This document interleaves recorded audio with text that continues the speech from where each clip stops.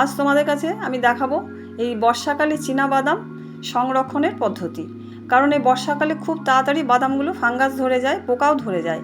তাই এই বাদামগুলোকে ঠিকঠাক রাখার জন্য কিভাবে আমি করছি সেটাই তোমাদের কাছে আজকে আমি দেখাচ্ছি।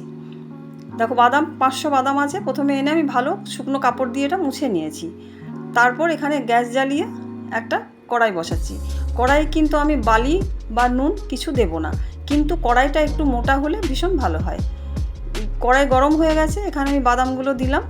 বাদামগুলো দেওয়ার পর কিন্তু এখানে লো ফ্লেম বা মিডিয়াম ফ্লেমে ভাজতে হবে। হাই ফ্লেমে দিলে কি হবে, ওপর দিকটা একটু পোড়া হয়ে যাবে আর বাদামের ভেতরটা কিন্তু কাঁচা থেকে যাবে। তাই এটা মিডিয়াম বা লো ফ্লেমেই ভাজলে সুন্দর ভাজা যাবে। দেখো, এইভাবে আস্তে আস্তে নাড়াচাড়া করে ভাজলে প্রত্যেকটা বাদামের গায়ে কিন্তু ফেটে যাচ্ছে।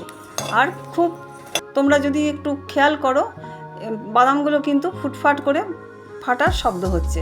দেখো, এইভাবে বাদামগুলো আমি সুন্দর করে ভেজে নিলাম। এবার আমি গ্যাস অফ করে দিলাম। দেখো, বাদামটা দেখেই বোঝা যাচ্ছে কালারটা চেঞ্জ হয়ে গেছে, মানে খুব সুন্দর ভাজা হয়ে গেছে। কিছুক্ষণ আমি গরম কড়াইয়েই রেখে একটু নাড়াচাড়া করব।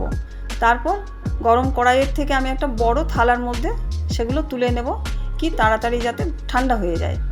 এবার সম্পূর্ণভাবে ঠান্ডা হয়ে যাওয়ার পর হাতের মুঠোর মধ্যে দেখো এইভাবে নিয়ে যদি একটু চাপ দেওয়া যায়, তাহলে এই যে বাদামের ওপরের যে খোসা, লাল খোসাটা, সেটা কিন্তু একেবারে উঠে যায় আর পরিষ্কার সাদা হয়ে যায় বাদামগুলো। আর তাছাড়াও যদি একটা টাওয়েলের মধ্যে দিয়ে এইভাবে চাপ দেওয়া যায়, তাতেও কিন্তু বাদামের খোসাগুলো উঠিয়ে নেওয়া যায়। দেখো, আমি কিছুটা বাদামের খোসা উঠিয়ে রেখেছি, বাকি যেটা আছে সবটাই আমি এইভাবে তুলে নেব।